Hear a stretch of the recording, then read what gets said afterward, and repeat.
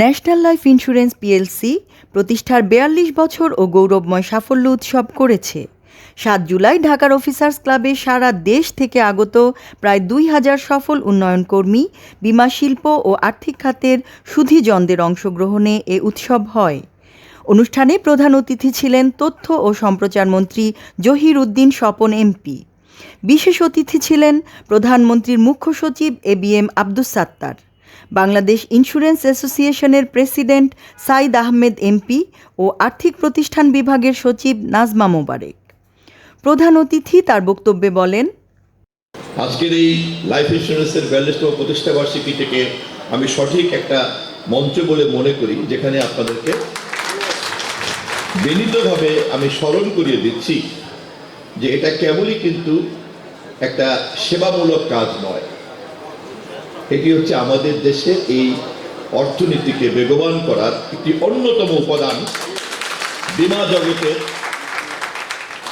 অতএব বীমা জগৎকে আরো অনেক বেশি বিস্তৃত করা দরকার এবং নাগরিকরা যেন এই বীমা জগতের নেটওয়ার্কের মধ্যে প্রবেশ করে, সেই কারণে সরকারের কাছ থেকেই আপনাদের অ্যাসোসিয়েশনের উচিত সেই ধরনের আইন কানুন এবং বিধিমালাগুলিকে নিশ্চিত করা, যা নাগরিককে আশ্বস্ত করবে এই বীমা জগতে প্রবেশ করার জন্য।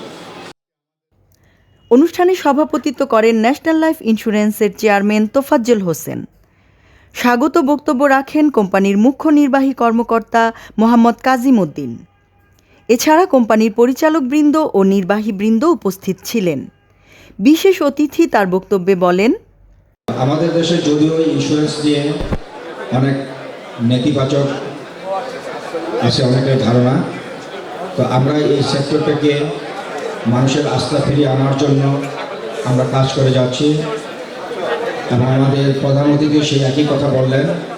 আমরা সেই লক্ষ্যে মনে করি যে এই ইন্স্যুরেন্স সেক্টরে যে আমাদের যে রেগুলেটরি বডি আছে তাকে অত্যন্ত শক্তিশালী করা উচিত এবং আমরা সেটা বিভিন্ন আইনের মাধ্যমে যে দুর্বলতাগুলি আছে সেগুলি আমাকে সংশোধন করে আমরা একটি সত্যিকারভাবে জনবান্ধব এবং একটি মানুষের আস্থা ফিরিয়ে আনার এবং নিশ্চয়তার জন্য যে আইন প্রয়োগ করা দরকার, আমরা সেই আইন প্রয়োগ করার জন্য আমরা তাদের পাশে আমরা থাকবো ইনশাল্লাহ। এবং আমাদের যে অ্যাসোসিয়েশন আছে সেই অ্যাসোসিয়েশনও আমরা কাজ করে যাব যাতে এই বিমা সেক্টরে যারা বিমা করেন তারা যেন নিশ্চিত হন যে দিন শেষে যেন তার যে দাবি সেই দাবিটা সে যেন পরিপূরণ করেন। আমি ন্যাশনাল ইন্স্যুরেন্সকে, এই ন্যাশনাল লাইফ ইন্স্যুরেন্সকে অত্যন্ত ধন্যবাদ জানাই যে তারা এই বর্তমানের যে এই বিমা সেক্টরের প্রতি যেই মানুষের অনেকে ভাবেন যে অনাস্থা, তার মাঝেও তার আস্থার সাথে যারা সাফল্য ডে বাই ডে তারা খালি উন্নতি করে যাচ্ছে। এই জন্য আমি আমাদের পক্ষ থেকে তাদেরকে ধন্যবাদ জানাচ্ছি। ব্যবসা উন্নয়নে কর্মকর্তাদের অনুপ্রেরণা প্রদানের লক্ষ্যে এ অনুষ্ঠানের আয়োজন। অনুষ্ঠানে শ্রেষ্ঠ এরিয়া ও জোন প্রধান সহ সফল বীমা কর্মীদের মাঝে গোল্ড মেডেল ও বিশেষ প্রণোদনা পুরস্কার, ডলারের চেক বিতরণ করা হয়। ইকোনমিকে সার্কুলেশন করার জন্য আপনার ইনকাম, আপনার এক্সপেন্ডিচার আর আপনার ইনকাম সেটাই কিন্তু অর্থনীতিতে একটা রক্ত সঞ্চালন করে। এই ক্ষেত্রে আমরা প্রায় 2 লক্ষ কর্মীর মতো আমাদের এখানে কাজ করে এবং এই 2 লক্ষ কর্মী ব্যয় করে। ন্যাশনাল লাইফ ইন্স্যুরেন্স কোম্পানির যে আমরা বর্তমানে আমাদের ইনভেস্টমেন্ট রয়েছে, বন্ড হয়েছে, বন্ডে আমাদের ইনভেস্টমেন্ট রয়েছে 4,200 কোটি টাকা। ব্যাংকিং প্রতিষ্ঠানগুলোতে আমাদের প্রায় 2,000 কোটি টাকার মতো আমাদের ইনভেস্টমেন্ট রয়েছে। অ্যাট দ্য সেম টাইম আমরা সরকারকে গত বছরেই শুধুমাত্র আমরা ট্যাক্স দিয়েছি প্রায় 128 কোটি টাকার মতো। এরপরে আমরা 1,170 কোটি টাকার মতো শুধু আমাদের দাপ্তরিক কর্মকর্তাদের আমরা বেতন দিয়েছি। এই টাকা ইকোনমিতে সারাক্ষণ রিফ্লেক্ট করতেছে, ইকোনমিকে চাঙ্গা করতেছে। অনুষ্ঠানটি সারা দেশের উন্নয়ন কর্মকর্তাদের মাঝে ব্যাপক প্রাণচাঞ্চল্য সৃষ্টি করে, যা ব্যবসা উন্নয়নে গুরুত্বপূর্ণ ভূমিকা পালন করবে।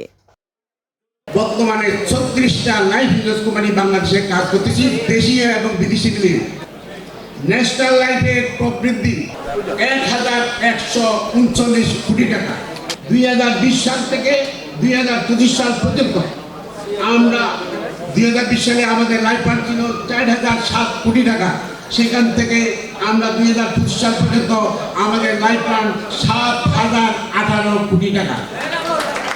আমাদের প্রবৃদ্ধি 3,011 কোটি টাকা। পক্ষান্তরে আমাদের যে বিদেশি কোম্পানি নেটলাইফ, তাদের প্রবৃদ্ধি গত 5 বছরে 2,094 কোটি টাকা। তাদের চেয়ে গত 5 বছরে আমাদের লাইফ ফান্ডের প্রবৃদ্ধি প্রায় 1,000 কোটি টাকার বেশি। 2026 সালের জানুয়ারিতে জুন পর্যন্ত গত 6 মাসে আমরা 900 কোটি টাকার উপরে প্রিমিয়াম আয় করতে সক্ষম হয়েছি। গত 6 মাসে আমরা 800 কোটি টাকা আমরা দাবি পরিশোধ করতে সক্ষম হয়েছি। 75 লক্ষাধিক লোককে আমরা বিমার আওতায় আনতে সক্ষম হয়েছি।